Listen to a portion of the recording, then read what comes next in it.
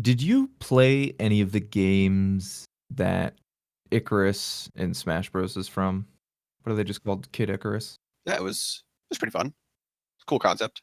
So one of the things I said at the end, the thing I said that we would talk about was mimic cuties. Okay. And apparently the concept is that they are mimics as we are familiar with them in D&D, where they are, a box or whatever inanimate object that is actually a creature in the shape of that trying to hurt you. Oh, sure. But instead of being a foul, toothy, gooey, horrible monster, they are cute girls. And so I'm sending you a picture now, Okay. so you know what I'm talking about. Oh, but it's also still a treasure box. But it's also still a treasure box. And okay, interesting. Open toes for the certain fan group out there.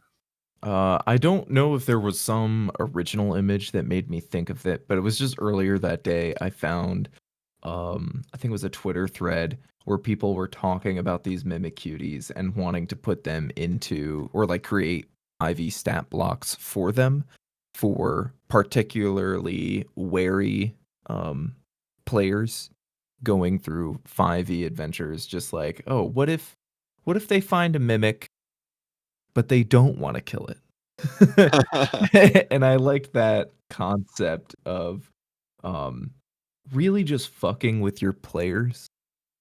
Yeah. I think if you're not fucking with your players, you're not DMing right. But that's what I left off on. I don't know why it was so important for me to talk about mimic cuties, but It seems really important. I mean, I'm glad that you brought it up. It seems like something that we've needed to discuss for a long time now. I feel like it's really brought us closer together. mhm, mhm. Yeah, I don't know why you thought that was important either. Let's jump into some serious conversation then about Okay. some stuff that's gone on. Are you familiar with Cyberpunk 2077, the currently in development game by CD Projekt Red? At least enough to know the name and recognize what that means. Okay. The thing is that just the other day, this was 2 days ago, as of our recording, uh, it got delayed. And because of its delay, it has sparked, I think, a very important, at least, conversation about what is a realistic expectation for a developer and what is a realistic expectation for a customer who wants to buy a product, especially when they have invested in it with pre-orders. Um, how do we communicate when things get pushed back, or how do we determine when things get pushed back? I like the concepts of the game. I think it's cool. I would like to play it when it comes out, but I haven't been like a diehard follower. And I don't really have, as a customer, any long-standing reputation with CD Projekt Red about how they do their development, how they communicate with their player base, and how they make those decisions. But on the other hand, I do have that longer relationship with Blizzard Entertainment, who also recently had a delay in delaying Shadowlands. And both companies have taken very different approaches to it and have very different track records, are kind of almost the two sides of the coin in regards to this greater conversation of, yeah, how do you deal with development slowness and how do you announce it? They both have things that I do not like. Okay. Actually, I guess I should further break down what's going on. So, CD Projekt Red, whenever they do a delay, which they have done multiple delays of, they say, we're delaying the game. We're delaying it because we need time to work on this aspect of the game. Our new release date is this specific day, and then that gets pushed back. Right. Yes. And so this most recent delay was specifically 21 days that they bought themselves. Not a lot of time. Not a lot of time. They said that the reason that they needed the extra time was to make sure that localization across the 6 different platforms or 7 different platforms the game comes out on, because it's been in development for so long. It's coming out on the Xbox One, the PS4, the PS5, the Xbox X and XS, and like every system plus Right, PC. every system. And so they give us a new date, they told us why it's going on, but they keep doing it. And so even though the transparency is good in explaining what's going on, it doesn't change the fact that it keeps happening. And so, I mean, one or two times, sure, stuff comes up, and COVID, you buy yourself an extra few, but the regularity of their delays and announcements of delays is thus that you have to start questioning their ability as developers to properly be able to diagnose what's wrong with their game or what's wrong with their development process and determine what needs to be fixed and what that timescale is. It just seems like a mismanagement of resources or a failure of leadership and foresight. Yeah, so when we talk about deadlines, when we talk about not meeting their own deadlines that they are setting, and like you said, a mismanagement maybe at a higher level, maybe it's not the developers going too slowly, maybe it's the management trying to push them to go faster than they can. Right, how do we fix that problem? 'Cause that's not a problem that just this company whose name I'm blanking on is dealing with. That's a problem over pretty much all of game development for quite some time now. Is that as games are getting more complicated, they need to be bigger. Skyrim's big, but we want bigger. We want Breath of the Wild. But then Breath of the Wild comes out, and I'm like, yeah, this was great, but I could go bigger. World of Warcraft, keep getting bigger and bigger, and adding all of these bells and whistles to make the game better than the previous game. And as you do that, it takes longer to develop it. And there's more work that goes into it. And we're not just talking about art assets and that kind of stuff, music assets, but also the actual mechanisms within the game need to be complicated, to be challenging to players who have had access to challenging games in the past. Should our expectations of how long a game takes just be increasing along with our expectations of how good a game should be and how big it should be? Obviously, there is a correlated improvement in the tools to allow us to make those worlds and the speed at which we can make those larger games. That's not that somebody just plugged away and furthered and complicated their coding as much as it was that technological advances made that more possible. When you are a big and well supported development team, you're expected to find the balance of quality and, I guess, efficiency. Yeah, absolutely. Yeah, I know I've read several horror stories on Twitter of development teams being pushed beyond their limit. People not just leaving companies because of that challenge of being forced to work 80 something hour weeks, but of games, yeah, being delayed, being canceled because they just could not be developed in the time span that it was affordable for the company to pay the workers to make the game and end up finishing it in time to then sell the game and make their money. Yeah, absolutely. What you said, I think that makes a lot of sense. That technological advancements allow us to have better games beyond what a individual developer or development team can accomplish. But also, I guess I would also posit, what if games from the past also kind of needed to be in development a little more. I mean, I recall a lot of games back on the NES or the SNES that you run into a glitch or a problem, you just go, oh yeah, it's part of the game. That's yeah, that's that glitch. Whereas now, if there's a glitch in a game, we're all just waiting, tapping our fingers, waiting for the dev team to release the patch to fix that glitch. We don't stand a single glitch in our games. So I also wonder, were those games rushed in the first place? And now as things develop and kind of iterate on themselves, are we still rushing them?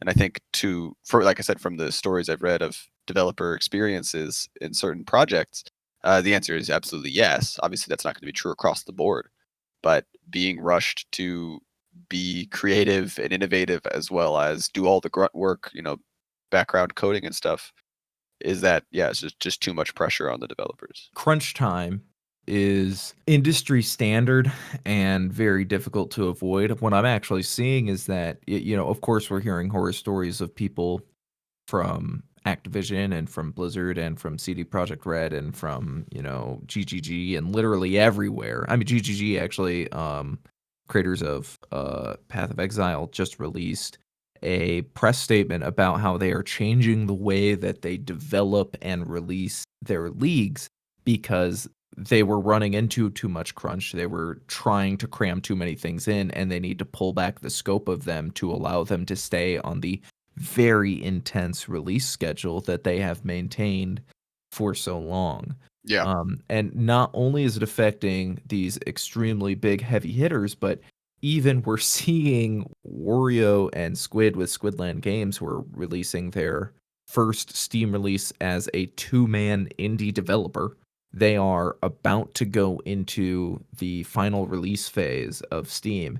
And so I haven't seen either of them in a couple days because they are also being forced into crunching kind of on a technological limit of like you don't hit certain thresholds or like you don't know what's wrong until you break it kind of Yeah, situation yeah. where they have to push it to Steam to realize that Steam has a problem with it. And then, well, we were actively trying to push it to Steam. So now we're immediately behind on something and they are no longer sleeping as much, as they try to get through it. It seems to be across the board. And it's also its own separate huge thing because that becomes very political. That I think crunch with that becomes so far beyond video games and becomes so much about capitalism and how businesses work and Right, which no artist wants to have to deal with.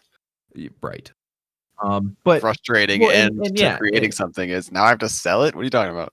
and you and I have this understanding that there is a balance between the business and the art within games, and that's what makes them truly successful is making a profit off of something that is art, is what I think the best games are.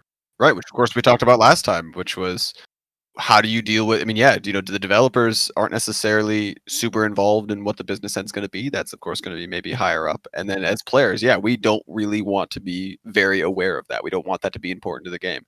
We don't necessarily derive any pleasure out of, oh, I can't wait to get to the first part of the game where I can pay for something with my real money. We don't look forward to that. We don't crave that. It's not part of the fun. We crave every other part of the game. That's the CD Project Red side of it with Cyberpunk delays, is they're very specific, but there's also, at this point, dwindling, if any, trust left between the developer and their player base or their consumers. On the other hand, Blizzard, as far as I understand it, I'm pretty sure I researched this and confirmed it, but this is so I'm just gonna say that's true. Fuck it. Nobody's nobody's fact checking this podcast.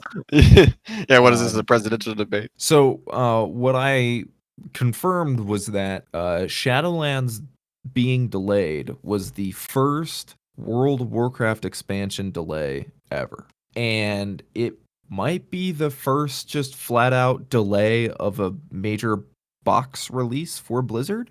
Blizzard has a different system. So CD Projekt Red announces this project that they're working on years ago when they, first had the concept. Just like Bethesda announced Elder Scrolls 6 a couple years ago, even though they haven't even started working on it, really. Right. And Blizzard, their system is very simply that when they announce something, within a calendar year of that announcement, it will be in the player's hands. That has always been their system. Sometimes that means that it's a beta or some early access form. Usually, when they announce something, especially with World of Warcraft expansions and whatnot, it's like they announce it, and then 6 months later, they announce a big feature, and then that following year, they say, hey, it comes out in a month from now. Boom, go get it. Pre-patch is live, that kind of thing. And so this is a good formula for you wait until that long in the process where like it's a pretty much done product and then you announce when you want to release it. Obviously is easier to trust a developer when that's their track record of they finish it and then they tell you about it, and then if it doesn't work out like Project Titan, they cancel it and you never hear anything about it, and you don't Yeah. have to worry about this roller coaster that the cyberpunk community is going through. The other issue is that with the way that they delayed Shadowlands is that they said they needed extra time. The wording for it was that they felt that a lot of the experience was good and ready to be played, but that some of the core systems of Endgame needed iteration, which essentially was just vague terminology about sweepingly large portions of the game. And then also, they did not announce either a new release date or a time frame for when they would announce a new release date. So they announced that it would come out October 27th. That announcement came out August 27th. Then October 10th, maybe, they announced the delay, but said that they would release the pre-patch like a week after that. So we got the pre-patch date, which we had not previously had, and then got a unspecified delay. Okay, And so 2 the months game after it was supposed to release, they then said it was gonna be delayed? no. So Oh, okay. they announced the release date on the 27th Oh, of there that's the August release date. Okay. to be that it was supposed to come out 2 days ago. It Okay. got delayed at the beginning of October. Um, the delay announcement was beginning of October. So we are now at the point where we haven't gotten any updated information since the early October delay of the game. The game was supposed to come out 2 days ago, and Blizzard still hasn't given the community any update on what's going on. And without going into the specifics of the problems within the game and how timing works out and the holiday schedules of Blizzard and the developers and how you don't just release the game, there's other shit you have to do in the weeks after you release the game. Um there is this other big issue in that Blizzard, again, because they don't have major box delays, their system, in addition to announcing things pretty close to when they're done, is they also will say a time frame vaguely for pre-orders if they don't have the specific date, and that time frame is a calendar year. So they Right. might be planning for a quarter 2 or a quarter 3 release, but they'll say, 2020 by December 30th, which is what they did with Shadowlands prior to the August announced October release that was delayed. And so because of the reasons, because of the lack of information, because of the delays, we might be going into the first situation where they announced and sold boxes based on at least a December 30th release in 2020 for a game that will actually come out in January, Yeah. which would be a very unique circumstance of Blizzard advertising and putting their seal on something that they can't um, keep their promise for. Right, and also a unique situation, it's one of the first times I've heard of an arrival window that was wider than the cable guy. God damn it. Yeah, that's pretty bad. I mean, that's it's interesting because they are saying, they give you a year, and therefore it's very hard for them to end up not delivering on that promise, and then, right, things can still, I guess, in crunch time, become a problem. Mhm. And so between CD Projekt Red and Blizzard Entertainment, we have these two very different systems with very unique problems to them. So CD Projekt Red has lost my trust as a developer because when it comes specifically to their release date announcements, because they have, it's Boy Who Cried Wolf. They've told me too many times it's going to be one thing and then changed it. There was a hilarious interaction where somebody went on Twitter and they were saying, "Hey, I'm about to go to my boss to request off time for the game release so that I can have like a long weekend to play your game. Can I get full confirmation that there will be no more delays?" Community manager running the Twitter page says 100% confirmed it will come out on this day. And then like 12 hours later, they release the announcement My that it only gosh. 1 day delay. You can't And you so can't do that. well, and of course, that's the community manager is not the person who made that decision, and even if the community manager was aware of that decision happening, until it is announced, they are not allowed to act on it, there are a lot of reasons why it's no specific person's fault, but it is, again, you cannot trust that developer. Even with their transparency, what we're seeing through and into is chaos. Yeah. It's, "Oh, I get to see what they're doing. Oh, I don't like what I'm seeing." You know? Whereas on the other end, you have Blizzard, who is being very vague and is maintaining their trustworthiness in a lot of ways, but is doing so by refusing to make any promises, refusing to say anything.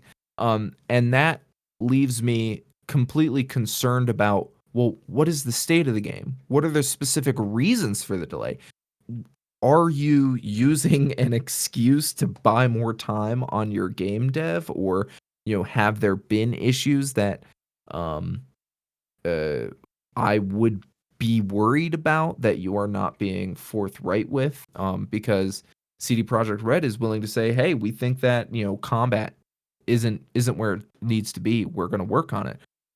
Blizzard has critics who are playing alpha versions of their game, who are being very harsh on a lot of levels. Some people are being extremely critical of the game, and they aren't responding to that criticism or identifying what other problem could be causing the delay. And that is creating uh, a different type of uncertainty within their community. Yeah, I mean, it definitely seems like across the board, at least in these instances, but I can think of many more. Yeah, game development is just not happen on a schedule like we want it to, and like some people in the companies want it to, like the players want it to. You have a release date, it just doesn't really mean much, which is kind of crazy. But yeah, unless it's already done. But it also Mhm. makes, I mean, on the one hand, it's like that's unfortunate, and that's upsetting. But on the other hand, it's like I don't know, it makes sense. Like if I, I'm a one man team when I'm writing a book, and I still am not going to be like, oh, this book will be out May 21st. I'm not done Mhm. writing it yet, let alone started editing it, but it'll be out May 21st. I'm certain of that. Like, how can I be certain of that? What if something happens?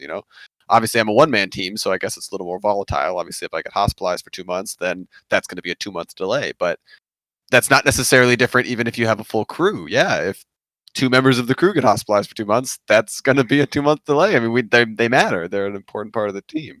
Maybe it'll be a month and a half. We'll have some people fill in their schedules, but not by much. It's so unforeseen circumstances on top of right, like getting, like you're saying, negative feedback. Like, are the developers going to then release the game as is and then start working on fixing the things that are negative feedback, or are they just going to say, all right, fine, we need to fix these things. People aren't going to want to play this. We're not going to release it in a version that people won't want to play. So let's just extend the development phase. Let's not release it on time so that when we do release it, it will have overcome this criticism.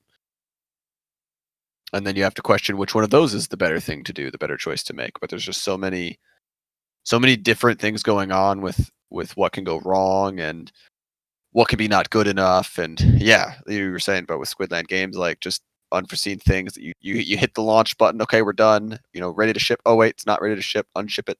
Um, Mhm. that are big problems. And then what this makes me think of is um games that did kind of release half finished or underneath the threshold of the promises that the company made. So No Man's Sky comes to mind, as just didn't come out the way that it was supposed to. And did that come out on time even?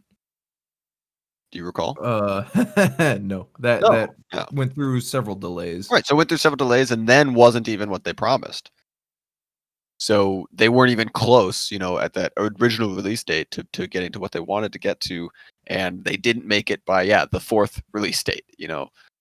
When I was still in my band, I had friends who kind of lived out in the middle of nowhere that I would only see when I was playing shows, and we would have conversations late at night about, oh, what games you playing, that kind of thing. And I met a guy who didn't have consistent internet access, and so he just played offline almost always. Yeah. And so he would buy a game that was unplayable and not know until it was, the disc was in the tray of his console, because we all would get our day one patches that would make the game playable, fix whatever major horrible bugs.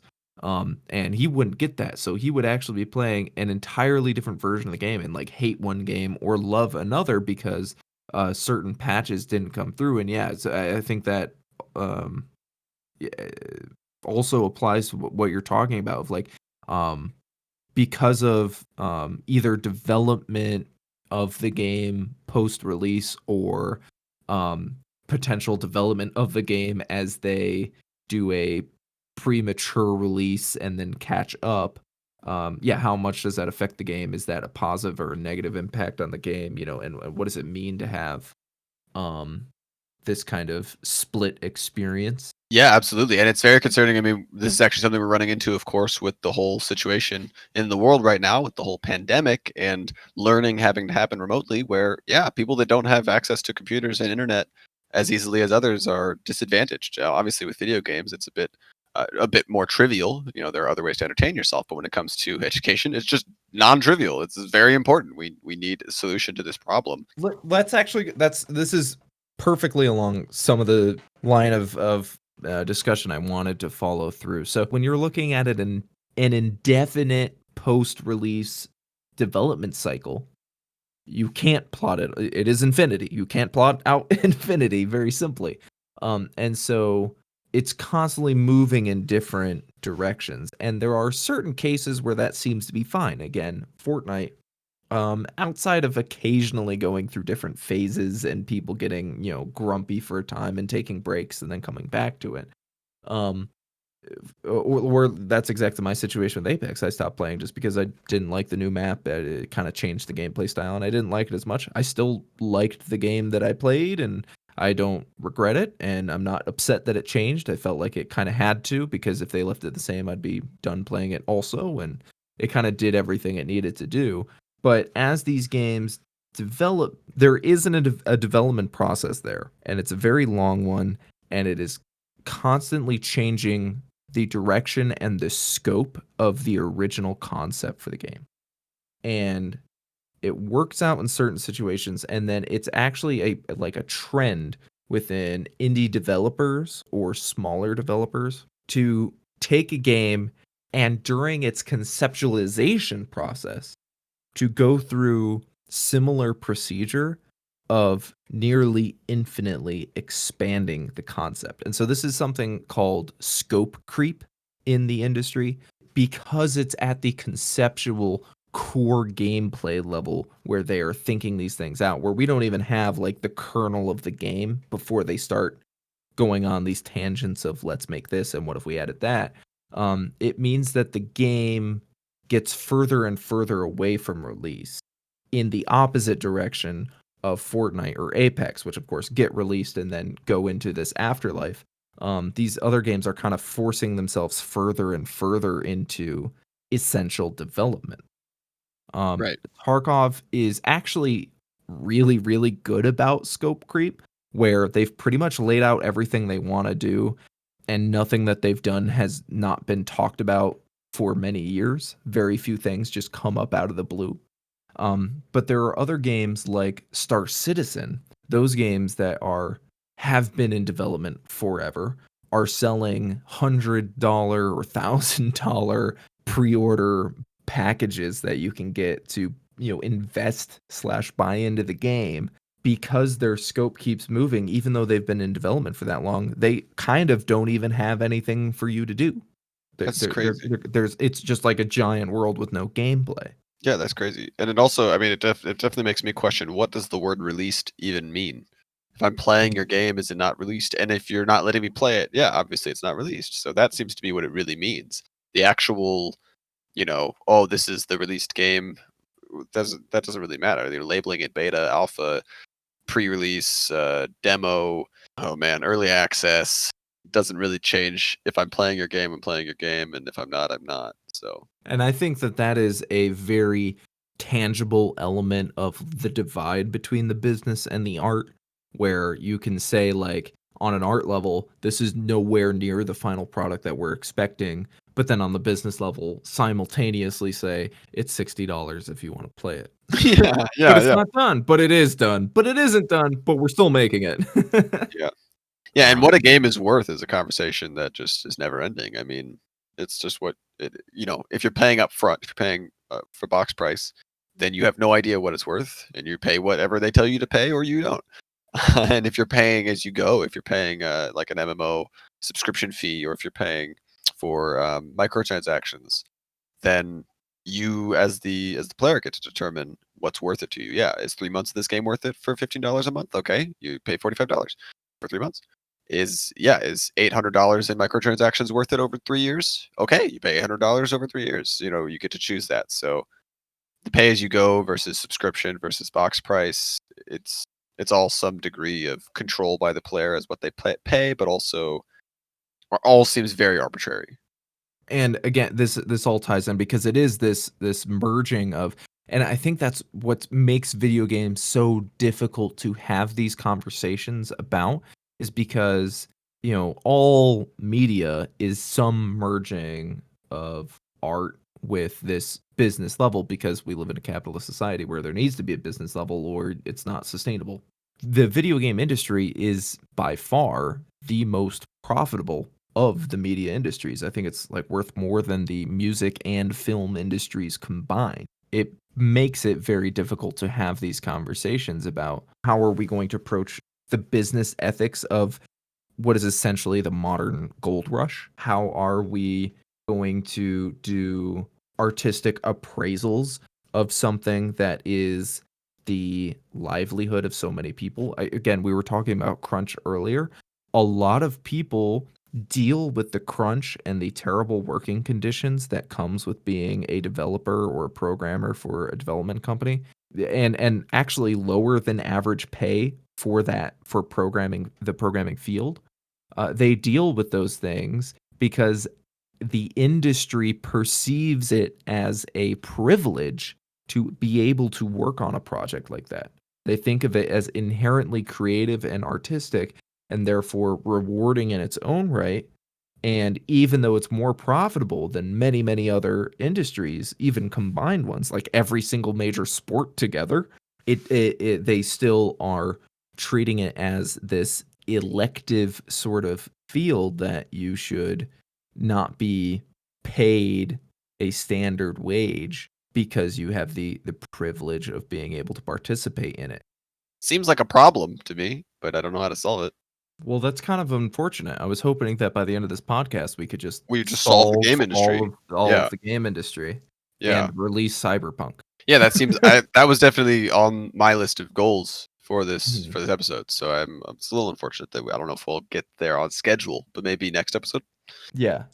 I'm going to right now say that the very next podcast, Cyberpunk 2077, will be released.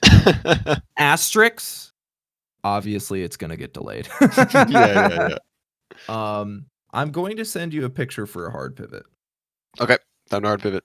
And I want you to riff a little bit because I know I've been leading the conversation a lot because You're the host. I'm just the analyst, and my analysis is mostly. Oh, that's hard. yeah. Well, I should have told you to like research some shit, Nah, I'm good. but I'm sending you a picture and I want your unedited thoughts, criticisms, personal attack. Okay. Okay? Here you go. God, I don't like tier lists. Okay. Yeah. I mean, right off the bat, I want to just remove everything from the list. I don't need. This is a candy tier list, Halloween candy tier list. So let's. All right. First of all, yeah, I want to just remove it all. Just replace it with fruit for our viewers, so that they understand, the viewers of our podcast, so that they understand that. People watching us talking. Yeah, people watching us talking. Yeah, it's very important. Watching our MP3. Yeah, yeah. Yeah, they're viewers. Okay, that they understand that candy is not good for you and that you should eat things that are better for you. So I want to replace this entire tier list with oranges and apples and bananas. But having to look at it the way I do, obviously you have some nuts at the S tier, so that's wrong. Gross. Caramello's far too sweet, and sweetest fish are chewing on like lightly seasoned plastic. Kit Kat in the A tier. I mean, come on. No, this is terrible. I mean, this is just terrible. Candy corn in the F tier is probably fine, but you don't even have York peppermint patties on here. This is awful. A huge mistake when I published this is I did not include the legend that explained what the ranks were. Ring pop is C tier? What? There's nothing good about a ring pop. It's just a sucker that's harder to eat. Okay. Anyway, go ahead. So there's a key. So there's meant to be. There was a logic I discussed through each thing as I was applying it to my list, right? There's no dark chocolate anywhere on here. No forms of dark chocolate. Yeah, I ended up just filling up the list too much. Crunch is C tier. How? In what world is a Crunch bar the same tier as M&Ms and a Ring Pop? Whoppers are over Crunch. Let it out. This is just upset. Like nothing on here is correct. Like even if I ignore the nut thing and say, yeah, put your nuts where you want to, I can't agree with almost any of these. All right, So I'm done. when I was creating this, I had a rough idea of what the tiers meant to me. Twizzlers is F tier and Swedish Fish is S tier. That's the same candy. No, they're not. That's the same candy. So Lightly sweetened plastic. Same candy. They're both red. Nobody likes either one of them. So S tier was meant to be candies that are so delicious to me that I eat them on site. Okay. Regardless of season, regardless of time of day, if I see one of those candies, I don't care if a small child is grasping it because they just spent their entire allowance buying this one bar, I'm snatching it and I'm eating it. A tier is the candy that I like the most that I do not eat on site. I really like this candy. Specifically, as a kid, if I was trick-or-treating, I was trading for this candy. This is what I was going out of my way for. I don't know if I've ever traded candy except just giving all my nuts to everybody else. I did very little trading because I did a lot more thieving. Because my family had the system of you buy a bunch of really good candy and then you buy a shit ton of like dum-dums and dots and shit and put that on top of the bowl, Oh. and then trick-or-treaters get all this garbage off of the top, and then once they've skimmed all the refuse, we get the bottom of the bowl, which is just delicious chocolatey peanut buttery goodness. Oh my gosh. Because then we don't feel bad, like, oh, we didn't buy that candy for us. They just didn't want it. They weren't willing to dig through our bowl. So when I wasn't just straight up stealing the leftover candies or yet to be put out candies, when I was trading and when I was like, oh, what do you want? This is what I would answer. Because I've already snatched and eaten all the S tiers, right? That already happened without conversation. If conversation were to take place and somebody said, what candy would you like? First response is A tier. B tier is perfectly acceptable candy that I will have when it's snack time to like, oh, you know what? It's time to work through this candy. I have this giant pile of Halloween candy and it is now like after Thanksgiving. I'm going to grab a handful of candies. What am I working through? These are what I'm looking for. This B tier, right? There's no emergency on any of these, but when they're around, that's what I'm going to go for. I'm not going to necessarily trade for them, but if I end up with them, I'm not going to be upset. Then you have C tier. C tier is stuff where it's like either there's something fun about it or something nostalgic about it that even though it is categorically bad, I don't dislike it. It's candy that's like just quirky enough that I will not scoff at it. Yeah. So like standard M&Ms, it's like nobody gets excited to eat M&Ms, but you think about, oh, well, I could sprinkle those on in some cookie dough or something, you know, or there's something fun to them, or Crunch bars, satisfying little crunch. The little gummy Krabby Patties. I don't eat. They taste like you might as well just eat the wrapper with it. Yeah, you don't even need to unwrap that when you go for it. But you get a little, you know, because he's a sponge. He's small. This is probably like life-size Krabby. Oh my god, no, they're not good at all. Fun Dip is gross. Fun Dip is gross, and it physically hurts me. It's hard to eat, and it hurts your mouth. If my mouth wasn't changing color, I would always be inspecting to see if I was bleeding. It just gets very difficult to tell when you're blue, you know? Yeah. And then Ring Pops, because it's good to be the king. Oh my god. Yeah, I mean, I still don't agree with any of this tier list, but I'm coming around on why things are in C tier. Crunch still should be S tier, but whatever. So going down to D tier, D tier are things that are like consolation prize candies, right? I actually don't really like any of these. They're like when you go trick-or-treating at your grandma's house and it's like a different group of people and Yeah. they just got like this different candy and you're like, why do you have this? They always have Hershey's because everybody has Wait, Hershey's. should we And have they have like listed Tootsie Rolls. audibly the tiers? Because I feel like the I people are will missing out. include this image Oh, okay. in the Okay, podcast. very good, very good. But for the YouTube version, Spotify listeners, you got fucked. Sorry, everybody. Not fair. It's not. It's never No, fair. you can join the Discord to find this as a pinned image in our Okay. Discord. Wonderful. But so these are all things that I consider just not good, but I know that their community value makes them What does that important. mean? Like, what The is any value- of the? Oh, because that one's worth some 100 people- grand. I understand. Some people go nuts for Tootsie Rolls. I think Tootsie Rolls are garbage, right? If this was a pure flavor tier list, they would be much lower. But other people really like Tootsie Rolls. You know what that means? I can trade them for Kit Kat. But Kit Kats are worse than Tootsie Rolls. They have an What's wrong with you? They have an inherent market value that just barely stops them from. I just can't even believe that some of the things on this list are on this list, but that's fine. Yeah, you're right. But no, but I can trade up. I can take a Baby Ruth, the proverbial life-given lemons, and I can turn it into a Twix. That's the power of the D tier. Market value. Then you have E tier.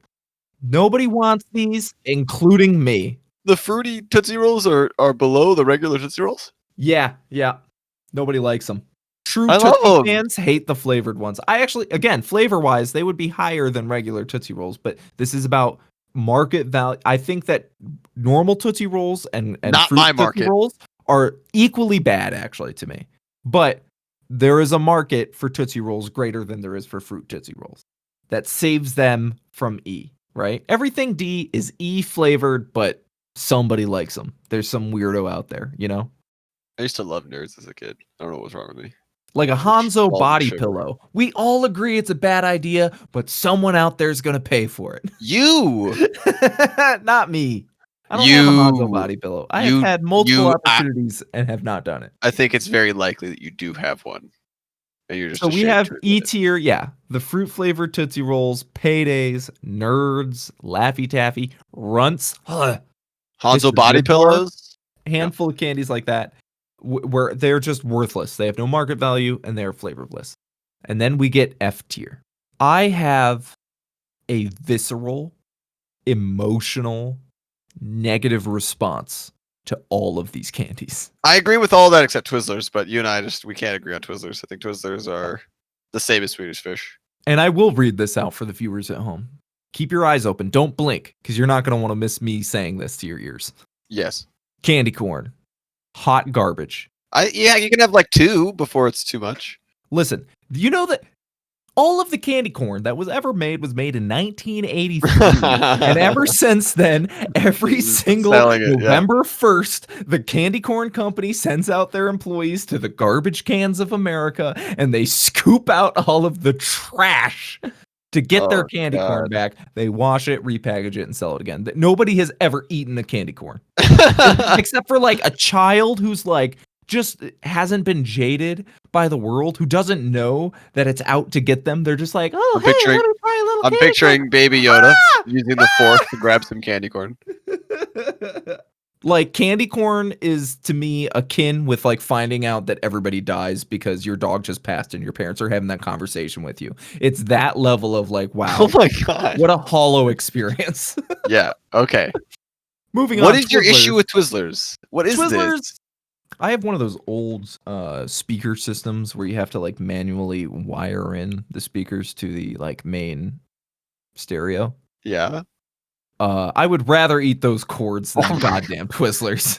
They don't really have any flavor. They're just the same texture. You're right. How dare they not have a flavor? How dare they have no Neither flavor? does Swedish Fish. They're just feeding me wax wire casings.